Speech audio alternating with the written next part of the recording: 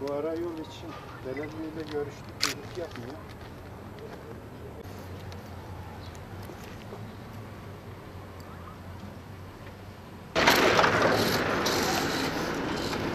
Buradan öteye kadar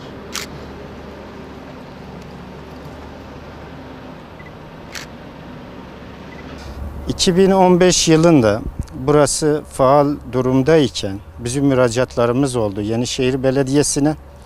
Belediye talebimizde başlangıç itibariyle cevap verdi. Şu gördüğünüz alanda çok büyük kayalar vardı. Getirip bastırdılar. Yalnız daha sonra böyle bırakıp bitirmeden bu halde enkaz şeklinde iki site arasında bıraktılar. Tabii bu güvenlik açısından da büyük sıkıntı oluşturmakta. En büyük sıkıntı işte başıboş insanların gelip alanda sohbet etmeleri. Bu açıdan kötü örnek teşkil etmektedir. Sıkıntı şu, yani şu an oturmuş iki site arasında büyük bir enkaz. Yoldan da gözüktüğü üzere yani görünüm açısından nahoş bir görüntü söz konusu. Biz bu nahoş görüntünün bir an önce temizlenmesini istiyoruz. Belediyeye bireysel 5 defa, 6 defa yazılı müracaatımız oldu. Gelip bu enkazı kaldırmaları yönünde belediye başlangıç itibariyle talebimize cevap verdi. Sadece buradaki büyük kayaları başlangıç itibariyle gelip gömdüler ve böyle kaldı. Bu senenin 2018'in Mayıs başlangıcında veya Nisan ayının sonunda bireysel görüşmelerimiz oldu. Fen İşleri Müdürü gelip hemen başlayacağını, bitireceğine dair bizlere söz verdi. Yalnız gelip yapmadılar. Bu nahoş görüntünün ortadan kaldırılmasını istiyoruz. Yani güvenlik açısından da sakınca oluşturmaktadır. Oturmuş iki site arasında yapılmamış bu enkaz hakikaten dairelerimizin değerini de düşürmekte.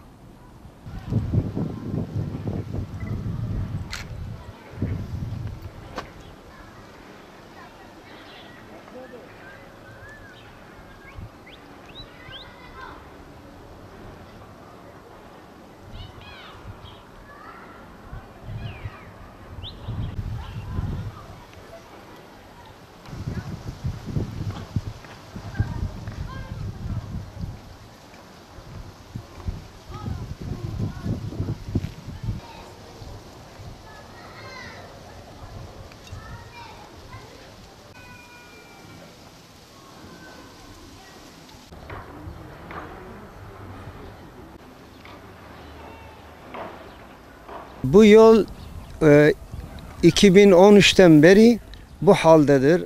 Fare desem fare, yılan desen kaç sefer yılan gördüm. Zaten toz toprağı hep ortada, herkes görüyor. Bir türlü her müracaat ettiğimizde herhangi kimse bize bir yardımcı olan kimse yok. He diyorlar, icraat yok. Gidiyoruz aynı, her zaman aynı kelime. Gidin biz geliriz, gelen olmuyor. Ve 2015'te buranın kaldırımları yapıldı.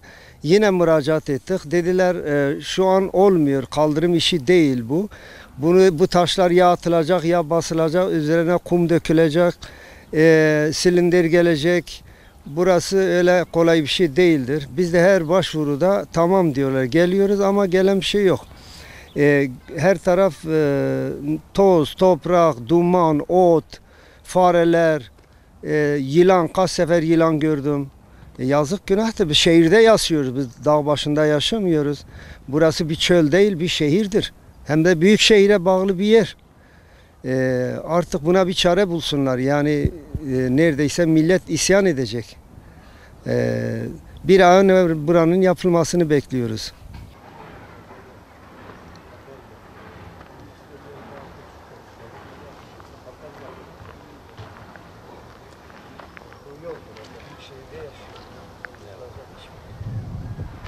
Heaven sitesinde yaşıyorum. Tozda mesela bu yazdır tabii ki. Pencereleri açmamız gerekir. Şimdi pencereleri açtığımızda toz dumandan buradan geçilmiyor. Yani her hafta perdeleri yıkanması gerekir. Ama böyle olmuyor gerçekten. Bir de kapalı kaldığımız sıcaktır hava. Mesela kapıları kapattığımız sıcaktan içeride oturulmuyor. Bu sefer açtığımız tozdan da toz içeri giriyor. Ne yapacağımızı bilmiyoruz yani gerçek yani. Tabii hastalandı, çocuklar hastalanıyor, yaşlılar hastalanıyor. Bu sebepler her gün dışarı çıkmamız lazım yani. Dışarı çıkıyoruz, kendimizi dışarı atıyoruz yani. Yetkililere bu şeye bir çözüm vermesi gerekir yani. Güzel bir yardımcı olması lazım yani.